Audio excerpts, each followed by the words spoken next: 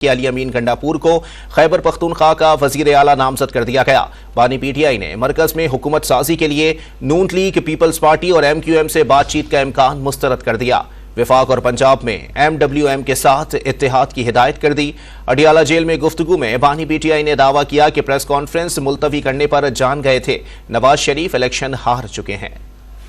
خیبر پختونخوا میں P T I کی جانب سے وزارت اعلیٰ کے لیے نام سامنے آ گیا۔ بانی پی ٹی آئی نے اڈیالہ جیل میں صحافیوں سے غیر رسمی گفتگو کرتے ہوئے بتایا کہ کے پی میں علی امین گنڈاپور کو وزیر اعلیٰ کے لیے نامزد کیا گیا ہے۔ وزیر اعظم کے لیے ابھی کسی نام پر اتفاق نہیں ہوا، اس پر غور کریں گے۔ بانی پی ٹی آئی نے مرکز میں حکومت سازی کے لیے مسلم لیگ نون، پیپلز پارٹی اور متحدہ سے بات چیت سے صاف انکار کر دیا اور آگاہ کیا کہ پارٹی کو وفاق اور پنجاب میں ایم ڈبلیو ایم کے ساتھ اتحاد کی ہدایت کی گئی ہے۔ ان کا کہنا تھا کہ انتخابات میں دھاندلی سے ملک میں عدم استحکام بڑھے گا۔ دھاندلی زدہ انتخابات کا معیشت پر برا اثر پڑے گا۔ ایسی دھاندلی ملک کی تاریخ میں کبھی نہیں دیکھی۔ نواز شریف کے پریس کانفرنس ملتوی کرنے پر وہ جان گئے تھے کہ نواز شریف اور مریم نواز دونوں الیکشن ہار چکے ہیں۔ بانی پی ٹی آئی نے الزام لگایا کہ منی لانڈرنگ سنڈیکیٹ کو لانے کی کوشش ہو رہی ہے۔ شریف خاندان ملک کا سب سے بڑا منی لانڈرر ہے۔ ملک کا سب سے بڑا مسئلہ ڈالرز ہیں اور یہ ڈالرز بیرون ملک بھیجتے ہیں۔ وہ دھاندلی کے خلاف آواز اٹھانے والی تمام جماعتوں کو اکٹھا کر رہے ہیں۔